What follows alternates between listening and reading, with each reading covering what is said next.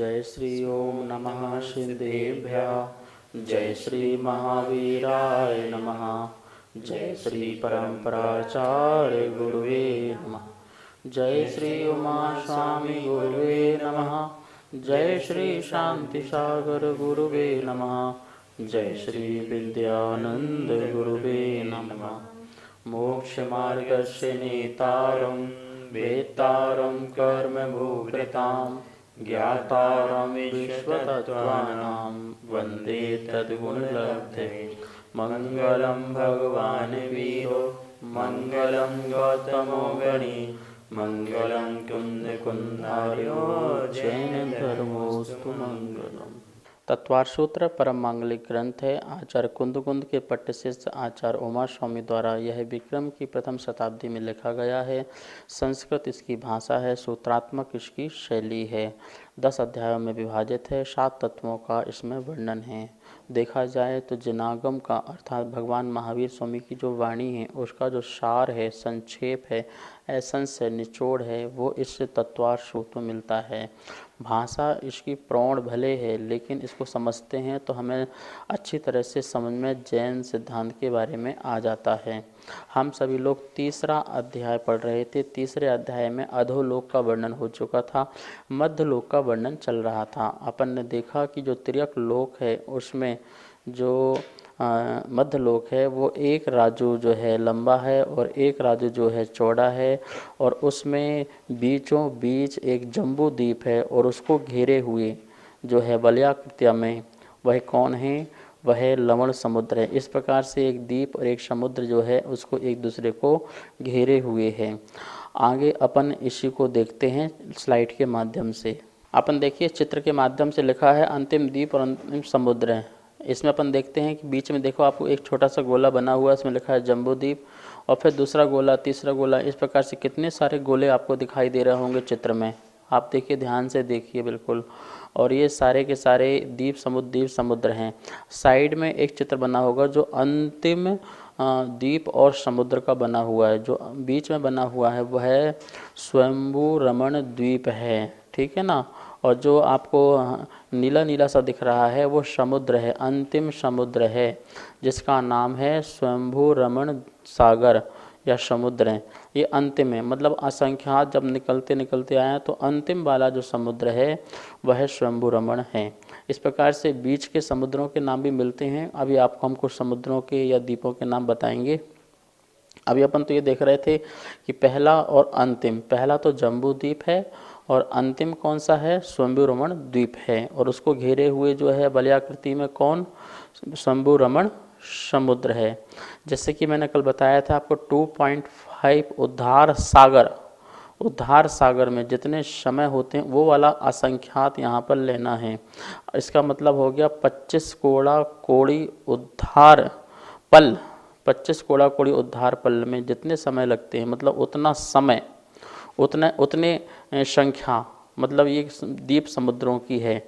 तो यहाँ पर सोचिए 25 कोड़ा कोड़ी उद्धार पल कितना होता है, मतलब असंख्यात द्वीप समुद्र इजिकल टू 25 कोड़ा कोड़ी उद्धार पल। अब आपको उद्धार पल आदि के बारे में पता ही है, जो हमने पहले आपको क्लास में बताया है कि पहले व्यवहार पल होता है, फिर उद्धार पल होता है, फिर अद्धा पल होता है, फिर सागर होता है। अपन ने सागर तो देख लिया, कौन सा सागर लेना है, 2.5 उद्धार सागर लेना है। और एक जो सागर होता है वो 10 कोड़ा कोड़ी पल का होता है। 10 कोड़ा कोड़ी जो उद्धार पल है उसका होता है एक सागर होता है। तो अपन कैसे ले लेंगे, 25 कोड़ा कोड़ी उद्धार पल, मतलब असंख्यात द्वीप समुद्र। इस प्रकार से यहाँ पर अपन को ये समझना है। थोड़ा सा गणित का विषय है, आप नोट जरूर कर लेंगे। तो यहाँ पर अपन ने देखा अंतिम द्वीप और समुद्र की और प्रथम द्वीप समुद्र के बारे में। अब स्लाइड में देखिए, यहाँ लिखा है समुद्र और उनका स्वाद।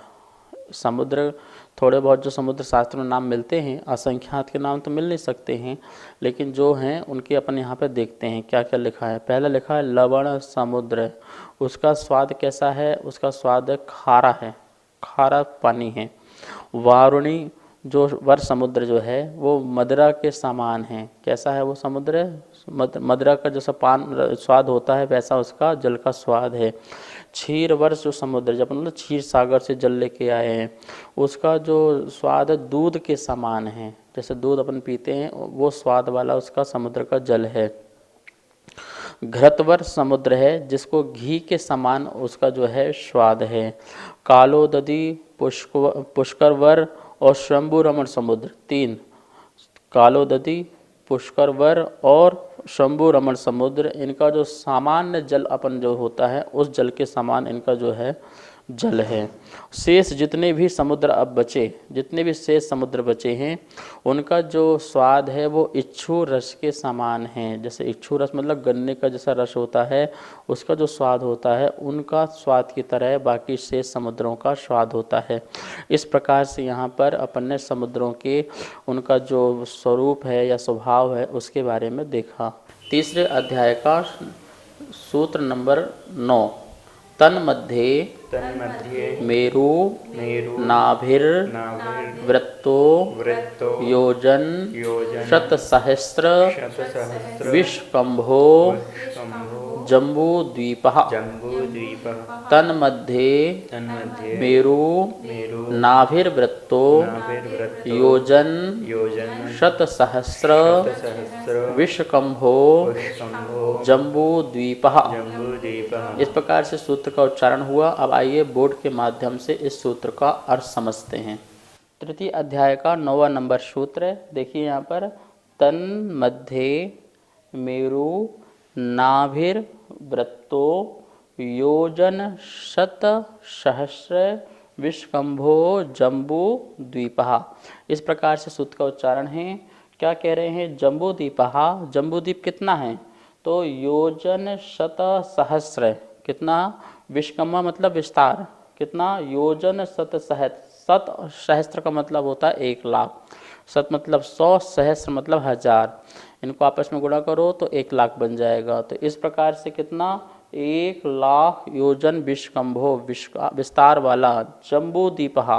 क्या है? जम्बू द्वीप है। जम्बू द्वीप जो है वो 1,00,000 योजन विस्तार वाला है।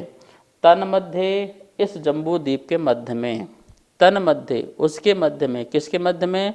इस जम्बू द्वीप के मध्य में मेरु, एक मेरु है जिसका नाम सुदर्शन है। क्या है? 5 मेरु होते हैं। तो जम्बू द्वीप के मध्य में मात्र एक मेरु है, मतलब पूरे जम्बू द्वीप में एक मेरु है। वो भी कहाँ पर है? तन्मध्ये, उसके मध्य में, उस जम्बू द्वीप के मध्य में एक मेरु है। कैसा है? नाभिर्वृत्तो, नाभि सदृश है। जैसे अपने पूरे बॉडी में नाभि कहाँ पर है? मध्य स्थान पर है। ऐसे ही जम्बू द्वीप के मध्य स्थान पर क्या है? मेरु पर्वत है। ठीक है। वृत्तो, वृत्त मतलब गोल, गोल सर्कल है। ये गोल सर्कल जो है क्या बोलते कि आपका जम्बू द्वीप है, और उसके मध्य में नाभि कि जैसे सेंटर है वैसे सेंटर में सुदर्शन नाम का एक मेरु है। नमोस्तु महाराष्ट्री। महाराष्ट्री, विश्वकंभ का अर्थ क्या होता है? विश्वकंभ का अर्थ होता है विस्तार, अथवा उस वस्तु का कितना विस्तार है या उसकी जो चौड़ाई है वो कितनी है, उसको बोलते हैं विश्वकंभ। जैसे यहाँ बताया गया कि जम्बू द्वीप का कितना विश्वकंभ है, मतलब कितना विस्तार या कितनी चौड़ाई है। तो अपन ने देखा कि जम्बू द्वीप का 1,00,000 योजन जो है उसका विस्तार है, उसकी चौड़ाई है। ये देखिए जम्बू द्वीप जो अपन समझ रहे हैं मध्य लोक के बिल्कुल बीच सेंटर में, मतलब ये जम्बू द्वीप है जो पहला द्वीप है। और जो सूत्र अपन ने पढ़ा तन्मध्ये, उसके मध्य में, मतलब इस जम्बू द्वीप के मध्य में क्या है? सुदर्शन नाम का एक मेरु है। ये जो मेरु आपको दिखाई दे रहा है बिल्कुल जो सेंटर है, उस सेंटर में ये मेरु बना हुआ है। और जो इसका जो विस्तार है यहाँ से लेकर यहाँ तक देखेंगे आप, विश्वकंभ है तो कितना है? 1,00,000 योजन का, 1,00,000 योजन विस्तार वाला ये जम्बू द्वीप है। और इसके मध्य में एक सुदर्शन नाम का मेरु है। 5 मेरु में से जो पहला मेरु है वो सुदर्शन नाम का मेरु है। देखिए बिल्कुल जैसे अपने शरीर में नाभि होती है, नाभि सदृश, ऐसे समझ लो ये जम्बू द्वीप ये शरीर है, और शरीर के मध्य में ये नाभि की तरह ये मेरु पर्वत है। जम्बूद्वीप, आप यहाँ देखिए क्या लिखा है ऊपर, जम्बूद्वीप। आकार पहले लिखा है आकार, तो आकार कैसा है, जैसे सूर्य मंडल की समान गोल, सूर्य जैसा मंडल अपन को गोल दिखाई देता है, ऐसे ही जम्बूद्वीप का वो गोल जो है आकार, जो थाली की तरह, चूड़ी की तरह, ऐसा वो आकार वाला जो है जम्बूद्वीप है, ये इसका आकार है। इसका व्यास कितना है, तो 1,00,000 योजन इसका व्यास है। यदि इसको अपन मील में निकालते हैं तो कितना मील निकलेगा, 40 करोड़ मील। कितना, 40 करोड़ मील ये इसका पूरा जम्बूद्वीप का व्यास है। आप सोच सकते हैं जम्बूद्वीप कितना बड़ा है। आप जो वर्तमान में जो गोल गोल पृथ्वी लेके आते हो वो कितनी होगी, इसके सामने तो कुछ भी नहीं है, ठीक है ना। और जम्बूद्वीप इतना बड़ा है, तो ये पूरा जो वर्ल्ड आप देख रहे हैं वर्तमान में, वो पूरा वर्ल्ड नहीं है, विश्व तो बहुत बड़ा है। ये तो आपके छोटा सा भाग, एक पॉइंट दिखाया जा रहा है, बहुत एक बड़ा सर्कल है, उसमें एक पॉइंट रख दो, वो पॉइंट दिखाई दे जा रहा है। तो जम्बूद्वीप इतना बड़ा 40 करोड़ मील। और इसके बीच में जो बताया मेरू, मेरू कितना है, सुदर्शन मेरू, ये ऊपर जब देखेंगे तो 1,00,000 योजन, 1,40,000 योजन चूलिका बराबर ये सुदर्शन मेरू है, नाभि सदृश। आप बीच में चित्र भी दिखाई दे रहे होंगे, ये चित्र में आप देख रहे हैं क्या क्या इसमें बना हुआ है। तो इस प्रकार से ये जम्बूद्वीप के बारे में अपन ने भी इतना जाना। नमोस्तु आचार्य श्री। अभी आपने जो जम्बूद्वीप के बारे में बताया है उसमें सुमेरु पर्वत के अलावा और क्या क्या है, कृपया समाधान करें। नमोस्तु। जम्बूद्वीप में जिस प्रकार से मेरू बताया, ऐसे और भी उसमें वस्तुएं हैं, जैसे कि क्षेत्र, पर्वत, सरोवर, नदियाँ, और पर्वतों में आकृतिम चित्यालय, बहुत बड़ी संरचना है। जैसे जम्बूद्वीप में क्षेत्र जो हैं, भरत आदि क्षेत्र हैं, और हिमन आदि पर्वत हैं, पद्म महापद्म आदि नदियां हैं, पद्म आदि नदियां हैं, और गंगा आदि महानदियां हैं। इस प्रकार से हम देखेंगे कि इसमें किस किस प्रकार से व्यवस्थाएं हैं। सबसे पहले जम्बूद्वीप के जो बीचों बीच अपन ने सुदर्शन मेरू की बात करी है, पहले सुदर्शन मेरू के बारे में समझते हैं, फिर उसमें क्षेत्र, पर्वत, सरोवर, महानदियों के बारे में भी आचार्य भगवान स्वयं एक एक सूत्र देंगे, उसके माध्यम से अपन जम्बूद्वीप की संरचना पूरी समझेंगे। सबसे पहले सुदर्शन मेरू के बारे में चित्र के माध्यम से इसको देखते हैं। सुदर्शन मेरू जो जम्बूद्वीप के बीचों बीच में बना हुआ है, अब इसकी संरचना अपन देखते हैं यहाँ पर कि जो सुदर्शन जो मेरू है, ये ज़मीन में, ये जो चित्रा पृथ्वी है, ये कौन सी पृथ्वी है, ये चित्रा पृथ्वी है। जो अपन ने रत्न प्रभा पृथ्वी पढ़ी थी, उसके अपन ने जो 16 भाग किए थे, जो ऊपर वाला जो भाग है वो चित्रा पृथ्वी है। और ये चित्रा पृथ्वी में क्या बोलते कि ये बना हुआ है, तो देखिए चित्रा पृथ्वी के नीचे जो जाकर के है, ये 1000 योजन, मतलब इस सुदर्शन मेरू की जो जड़ है वो कितनी है, 1000 योजन, मतलब 40 लाख मील। 40 लाख मील इस सुदर्शन मेरू की नीचे जाकर के जड़ है। कितनी, 40 लाख मील, मतलब 1000 योजन। और ये जो ऊपर है, चित्रा पृथ्वी से ऊपर है, ये ऊपर तक जा रहा है, यहाँ तक, ये चूलिका को भी छोड़ दीजिए, यहाँ तक ये जो है वो 99,000 योजन। कितना, 99,000 योजन जो है ये ऊपर है। तो कुल टोटल मेरू कितना हो गया, 99,000 प्लस 1,000, तो कितना हो गया, 1,00,000 योजन ऊंचा, ऊंचाई वाला क्या हो गया, ये सुदर्शन मेरू है। मतलब 40 करोड़ मील वाला, यहाँ से लेकर के जमीन के नीचे तक ये 40 करोड़ मील अर्थात 1,00,000 योजन वाला ये सुदर्शन मेरू की हाइट है, ऊंचाई है। जो ये चूलिका है, ये 40 योजन की चूलिका है। कितने की है, ये जो ये दिख रही है आपको, जो चूलिका दिख रही है, ये कितनी है, 40 योजन की। 40 योजन मतलब होता है 1,60,000 मील।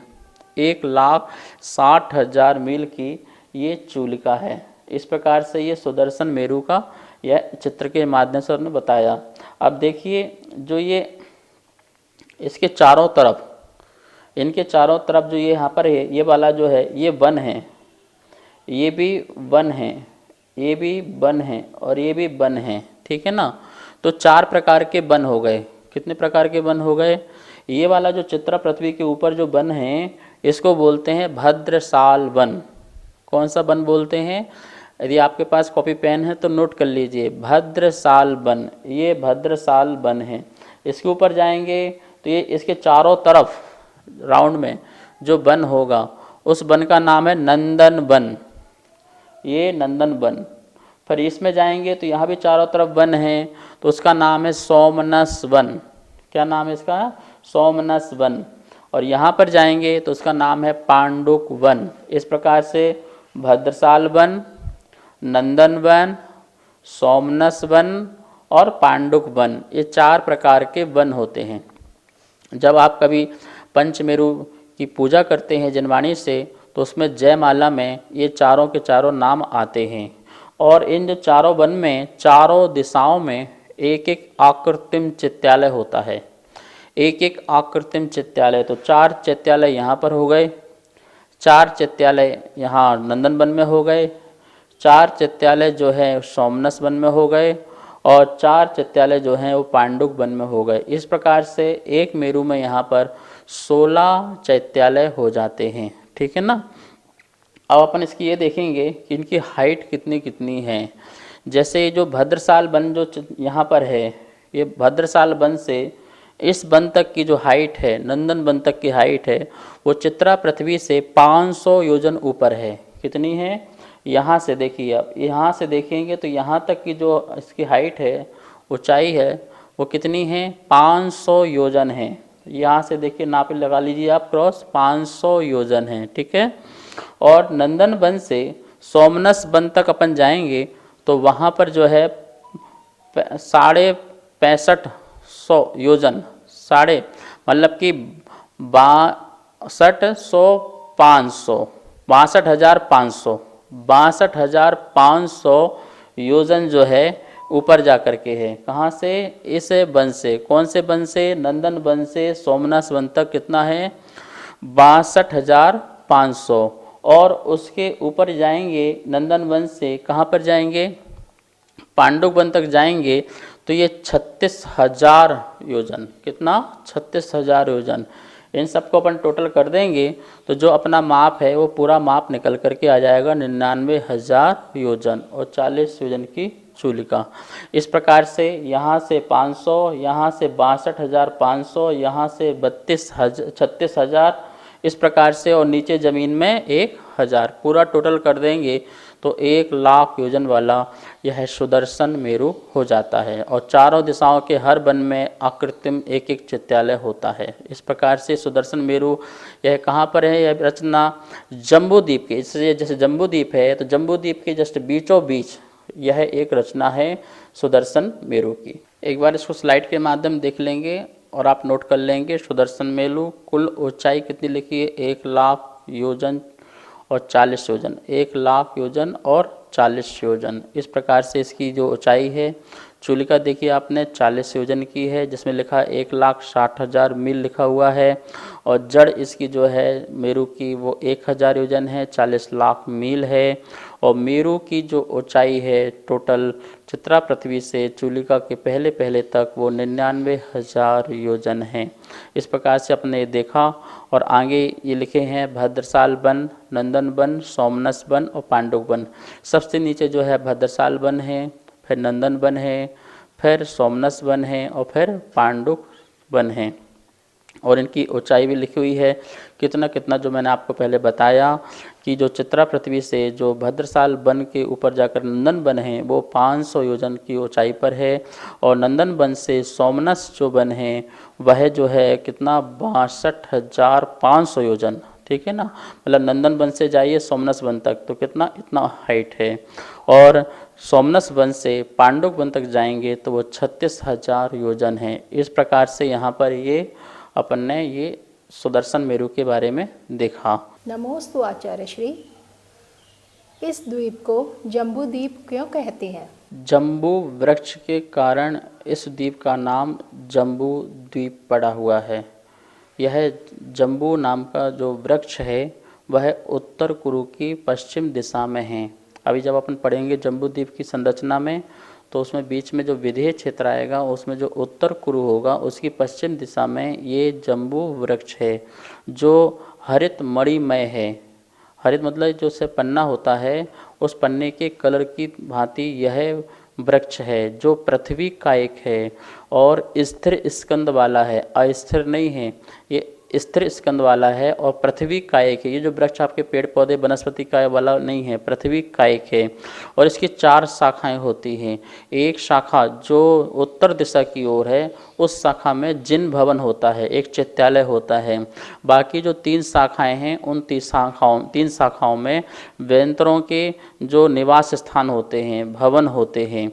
और इस जम्बू जो वृक्ष है, इसके और भी परिवार वृक्ष होते हैं पृथ्वी काय के। वो कितने होते हैं? 1,40,120, 1,40,120 और इसके वृक्ष परिवार होते हैं। तो इस प्रकार से अपन ने देखा कि जम्बूद्वीप के जो बीच जो महाविदेह है, उस महाविदेह में भी उत्तर कुरु में जो पश्चिम दिशा में है, उसमें जो एक जम्बू नाम का वृक्ष है, उस जम्बू नाम के वृक्ष से इसका द्वीप का नाम, इस द्वीप में रहने वाले पेड़ पौधे और नदियां हैं, सब कुछ हैं। जो द्वीप मतलब जहाँ पर लोग भी रहें, पेड़ भी हो, पहाड़ भी हो, नदियाँ भी हों, रचनाएं भी हों, ये सब कुछ रचना द्वीप में होती है। और इसलिए इसका नाम जो है वो जम्बू द्वीप पड़ा हुआ है। ठीक है ना, ध्यान रखना, ये वृक्ष सामान्य वनस्पति का ही वृक्ष नहीं होता है, ये पृथ्वी काय का ही वृक्ष है। जैसे आप लोग आजकल सीमेंट के वृक्ष बना लेते हैं, घर में कलर कर लेते हैं, वृक्ष दिखाई देता है, ऐसे ही वो पृथ्वी कायक है। पृथ्वी कायक मतलब जीव सहित ही है, जीव रहित नहीं है। पृथ्वी काय नहीं है, पृथ्वी कायक ही है, पर फिर भी वह स्थिर है, अस्थिर स्कंद वाला नहीं है। अर्थात वो सदा रहेगा, सदा था है और सदा ही रहने वाला है। इस प्रकार से जम्बू वृक्ष के कारण इस द्वीप का नाम जम्बू द्वीप पड़ा है। इस प्रकार से आज अपन ने जम्बू द्वीप का विस्तार, उसमें मध्य में जो सुदर्शन मेरु आदि हैं, उसकी संरचना के बारे में जाना। शेष विषय को अपन कल जानेंगे कि जम्बू द्वीप में और क्या क्या क्षेत्र, पर्वत, नदी आदि पाई जाती हैं। अब यह आज की क्लास यहाँ संपन्न करते हैं। हम सब लोग चिन्वाणी स्तुति करते हैं। जावाणी के ज्ञान से सूझे लोकालो, शोवाणी मस्तक धरूं सदा देत हों धो। हे जिन वाणी भारती तो हे जपो दिन रैन, जो तेरा शरणा धरे सो पावे सुख चैन। सभी को बहुत बहुत मंगल आशीर्वाद। जय जिनेन्द्र। जैसा कि आप सभी यहाँ पर देख रहे हैं, आचार्य श्री के द्वारा जैन पाठशाला में तत्वार्थ सूत्र का सरलीकरण करके चित्रों और स्लाइडों के माध्यम से जो अध्ययन कराया जा रहा है, उसी अध्ययन का यहाँ पर चित्रों स्लाइडों के माध्यम के साथ में यह पुस्तक यहाँ पर प्रिंट होकर के प्रथम अध्याय की पुस्तक हमारे पास में आ चुकी है। जो भी महानुभाव इस पुस्तक को मंगवाना चाहते हैं, नीचे दिए गए नंबर पर आप संपर्क कर सकते हैं।